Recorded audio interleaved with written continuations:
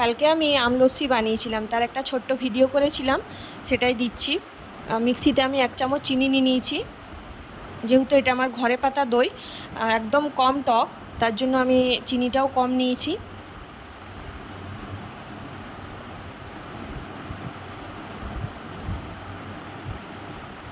আমি আম ধুয়ে রেখেছিলাম, এই আমগুলো এবার কেটে দইয়ের সাথে মিশিয়ে দেব।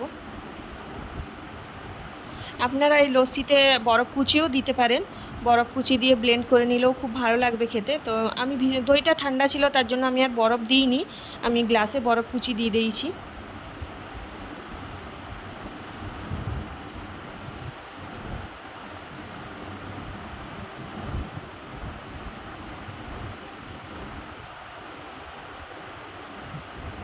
আমাদের লস্যি রেডি।